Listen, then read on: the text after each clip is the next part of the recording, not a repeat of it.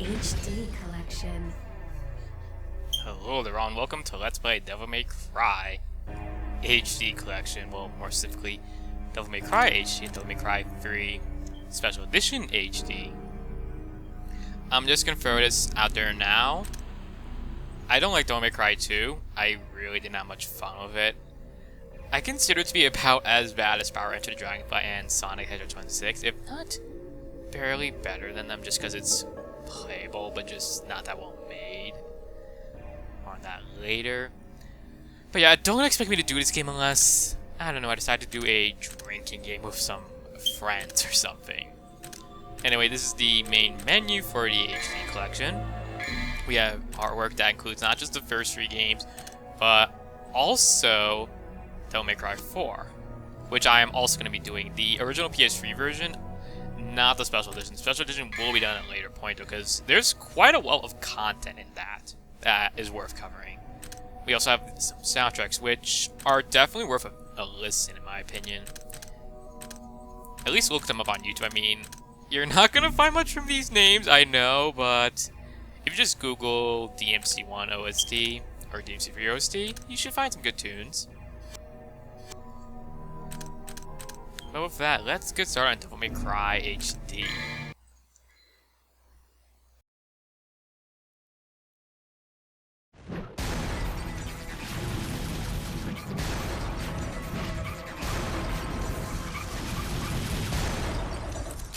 Let's rock, baby.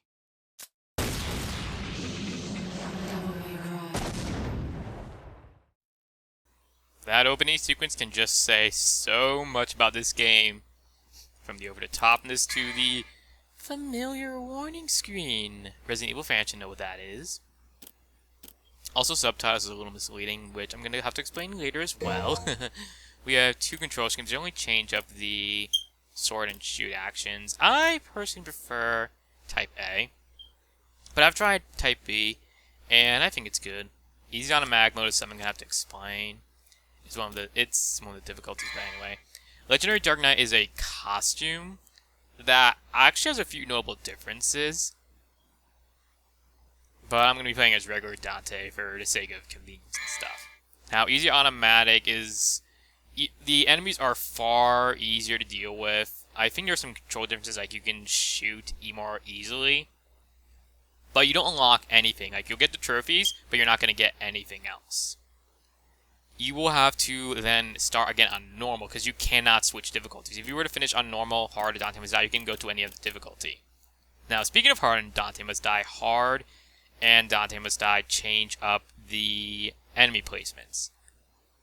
And there's some weird oddities in Dante Must Die I've noticed, like some differences in enemy health at times. Hard is just a little mixture between normal and Dante Must Die, because Dante Must Die also takes away some advantages Dante would gain in-game, actually. And I personally think Dante Must Die is a difficulty that should only be attempted on a completed save file with all health and all upgrades. That's what I've noticed on YouTube that people do anyway. So I'll be doing this on normal. I will be doing a Dante Must Die playthrough later on. Now for now, let's start up on normal difficulty.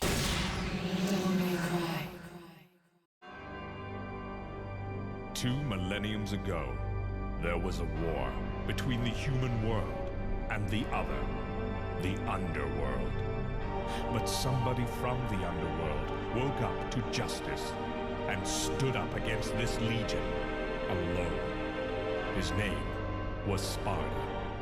Later, he quietly reigned the human world and continued to preserve harmony until his death.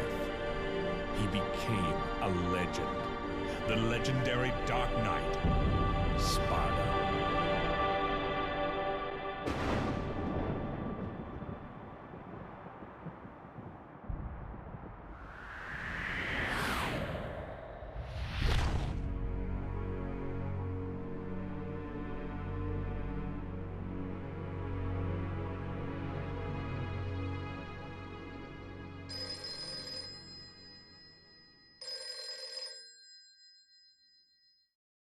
Devil May Cry.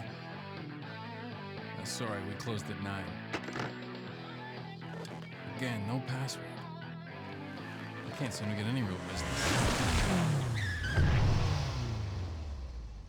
Whoa, slow down, babe.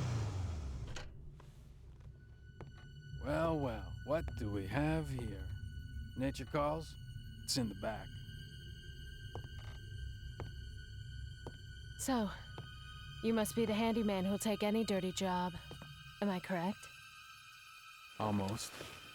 I only take special jobs, if you know what I mean.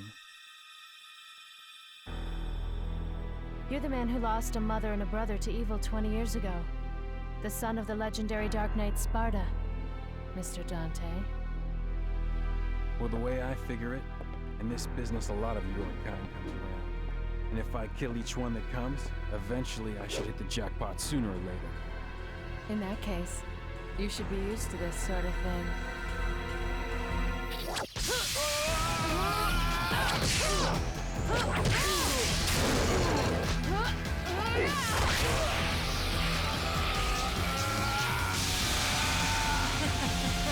Are you really the son of the legendary Dark Knight Sparta? Didn't your daddy teach you how to use a sword? Sword. Time to go to work, guys.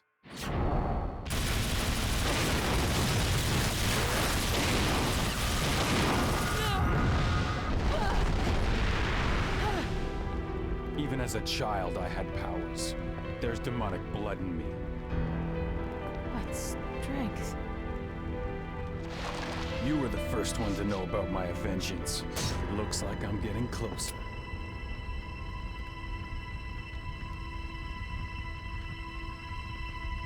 It seems that way, but I'm not your enemy. My name is Trish. I came here to seek your help, to put an end to the underworld. What?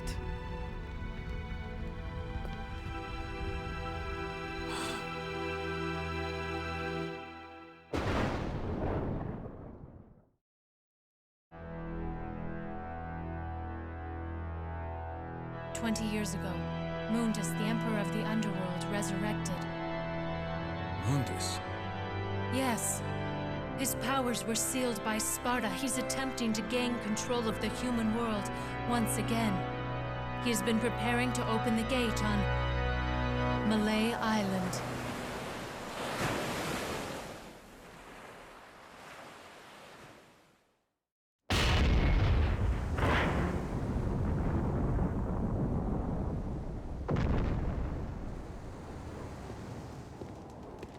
The castle is above this cliff.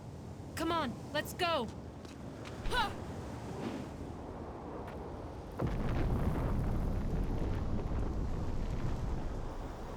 And after we trust the stranger who impaled us with our own sword, we are left to take the long way up.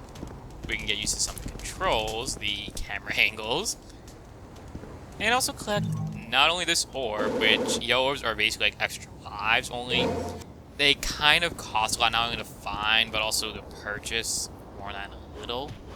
And also, they reduce your rank. So I wouldn't really rely on them if I were you. Maybe you, like, test it out and then maybe redo a mission and then get them, but that's just me. And also, blue orb, this one is easy to miss. Because this area is only here for this little prelude. You miss it, you're kind of screwed out of it, unless you complete the game or redo it, this mission.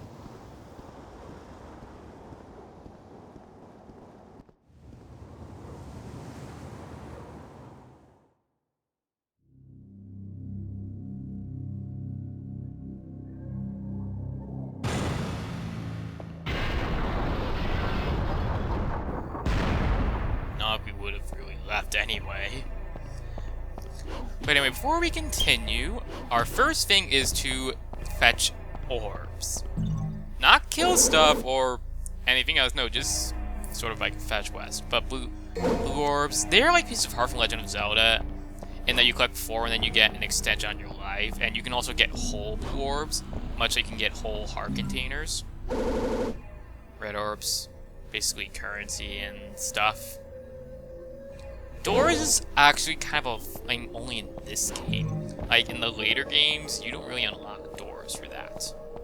It's kind of weird. At least I don't think you do.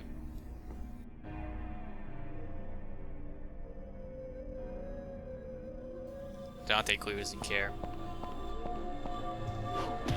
But anyway, as I said that, now I think up here you can get a few orbs. A few extra we need. It's hard to do that.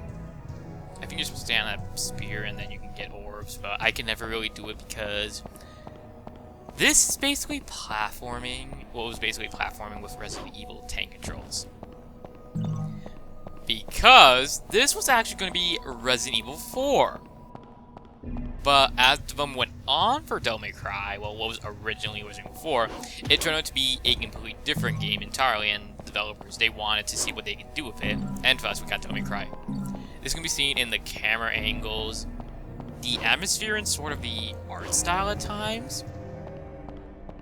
And Dante himself, who looks very much like Leon Scott Kennedy.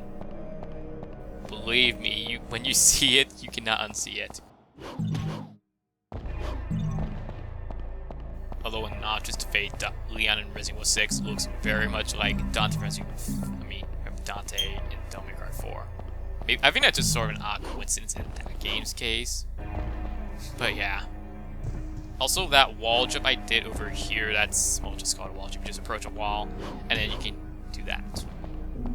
So we get those 45 orbs, and then we can go to this door over here, and we're done.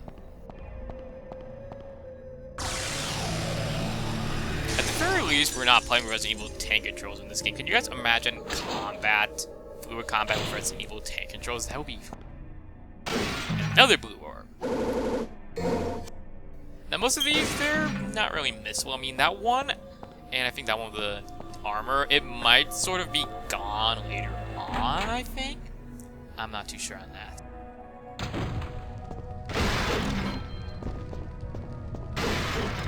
So we can just break some of these things to get orbs. I'll show off combat in a little bit. Also, I'm not sure why it's windy outside when it wasn't really that windy out when we were there. Believe me though, when I say it is a camera angle portion, is probably going to frustrate a number of people. Not that I blame them.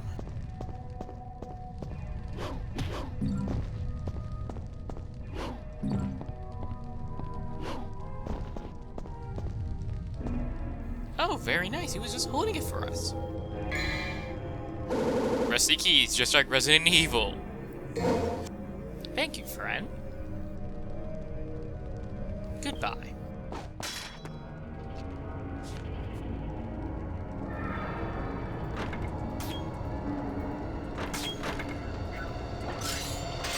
These are the aforementioned Bloody Pirate. Bloody Pirates. That's combat right there. You press triangle to do slashes. You alternate. You time your last slash at the end. You can do a million step. You match triangle at the end.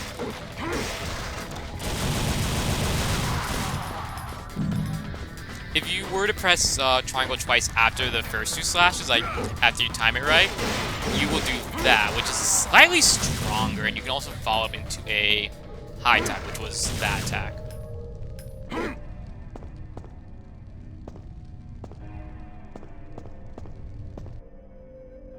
I believe there's a few things we can do here.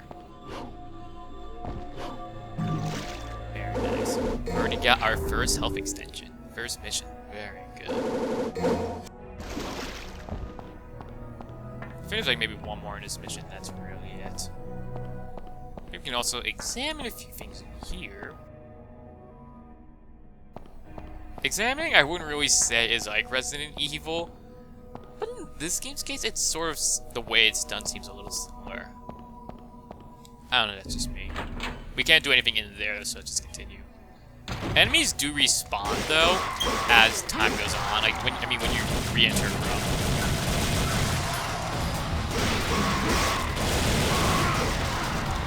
You can juggle enemies in this game, and that's actually something Devil May Cry was really well known for when it first came out. A juggling system, more accurately in how it was done. It sort of set the stage for how other games would do it. That kind of hurt. and green orbs, which enemies sometimes drop when you're a little low on health, because I kind of got a little unlucky there. Not that often, though. I just think in this game it's a little more often compared to the other ones. You can do a little bit of combat at first, like at least a decent number of things. But when you get more upgrades, it becomes far, far more fluid, and it's pretty good. Like for the first game, I think the combat still holds up relatively well. Believe me, no, Devil May Cry 3, what it does with combat at times, it's amazing. Like, the things you can see people do, it still blows my mind. It really does. Not so much Devil May Cry 2. I mean, I've seen some people do some cool things in Devil May Cry 2. So I'll give it that much, but I still just don't like the game on its own.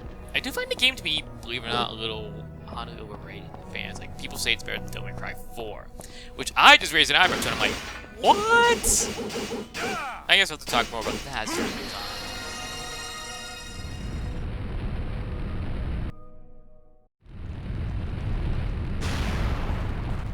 So, you're thinking, okay, what exactly do we have to do if we have to just get the door open stuff?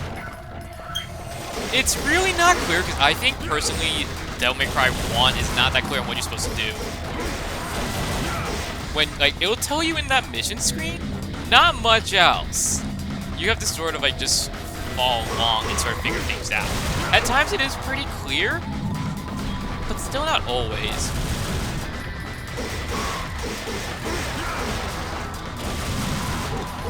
The words at the top that stop reading, that determines how many orbs you'll get off an enemy. Like if I was like, I will like for dull I'll get very little, but for cool I'll get a decent number. Well, at least I thought I would. Oh god, that enemy has a shotgun. I think so. Enemies can have guns like Dante, and believe me, some of them can be quite devastating despite their rather harmless appearance. You can roll by pressing, holding R1, and then with X, then just moving the joystick away from the enemy. It's not really that fluid as, say, dodging in other games, honestly. I mean, I kind of wish it was like God of War, where you can just put the joystick, the right joystick away, because you don't even use it for anything in this game. Like, you can't control turn the camera, you use it to change weapons, but even that doesn't work so well.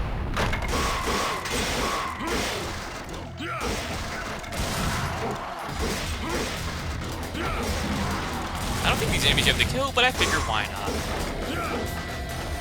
Oh wait, no you do.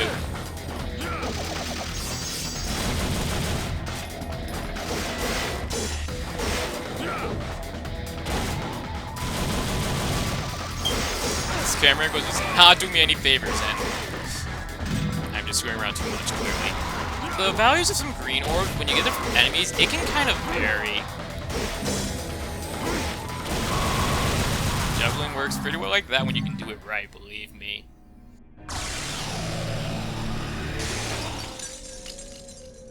And that's pretty much it for this mission, though, actually. Once you go through there, you're pretty much done.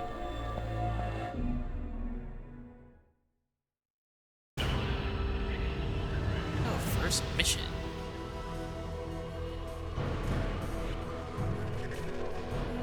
At the end, you're given your clear time, orbs, and rank. Ranking, I don't really understand how the hell it works in this game. You get a bonus, but I don't know like what the real term is. Like, people claim it's time, but I've like done missions for like say 20 minutes and got a shit ton of orbs, and I got a fucking S rank, so I'm like, okay, I know like you get a bonus if you don't get hit, you do it in a certain time, you get a certain amount of orbs. But even that I don't really understand, honestly.